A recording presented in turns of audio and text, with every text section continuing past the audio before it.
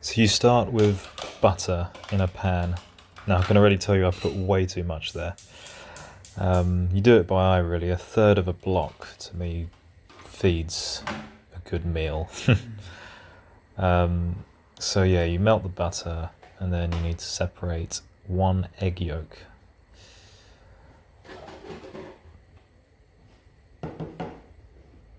Best way to do that for me personally is with the shell, because then you don't get the eggs on your hands.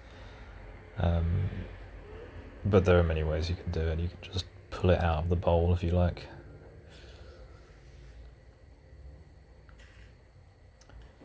Dash that in there.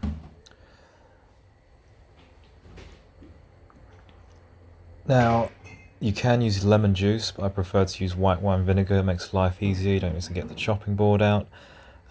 So I've got white wine vinegar, but I'm going to go for tarragon vinegar. It's very easy to make tarragon vinegar. Look, just a little splash there. So with tarragon vinegar, it's very straightforward. All you need to do is get some fresh tarragon, pick the leaves off the stalk, sort of bruise it a bit in perhaps that jar right there.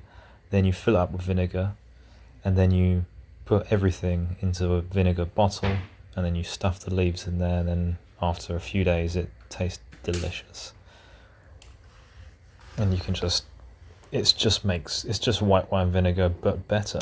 I don't see the point of using the standard stuff now.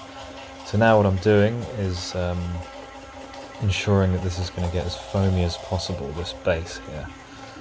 It's essential really. If you can get that part foamy, then the rest is easy. If you lack on this part, then it's more likely to go wrong, but especially while you're waiting for the butter to melt, straightforward.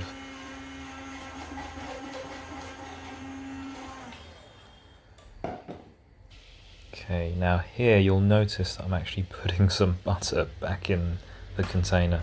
I put way too much. I put half a block. I should have put like a third. I got a bit carried away because this is the first cooking video I've ever shot, so you gotta give me a bit of slack. So now you just add, as you can see there, the butter is bubbling. You can hear it too. So just a little bit to start with, and then you incorporate that, and you do bit by bit, bit by bit. See, if you're having to use a whisk instead of the stick blender, it can be, the texture is not going to come out the same unless you're very skilled, and also you have to add the oil much slower. It's the same with mayonnaise. Now this is a very good stick blender, by the way, so if you don't have one, I've put a link in the description below. You can get it from Amazon. I basically got it off Amazon. It had amazing reviews, so I thought, yeah, why not? And I have to say it's doing very well. So you're just adding the butter bit by bit, and it's already thickening up very well. And again, even after putting some of that butter back, I already had too much in it. Remember, this is enough for 2 people really, but if you're in the ketogenic lifestyle, you probably want to have all of that because it's just so satisfying, and you know, there aren't really many limits on fat when it comes to keto. You can, some diets, some versions have 70%, others have 90+%. Just depends if you're thinking about calories and so on, but I tend not to think about that too much. As you can notice, I don't really have any weight issues. It's more about health. So it's important to get that out of the stick blender, because it gets stuck in. As you can see, it's a nice texture. If I wanted it to be thicker, I'd just simply add more butter. And then to season it, cayenne pepper, I think that's how you pronounce it, cayenne. You can use black pepper instead, you know, like on the top of the eggs benedict, as you might have remembered.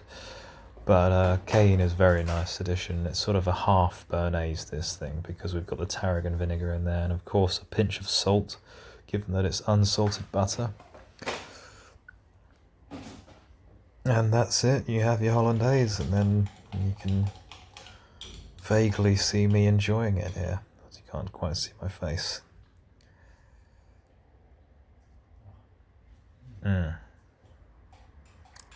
Das ist gut. I've still got some butter left, but yeah, this goes on any savoury food and it makes keto so much better.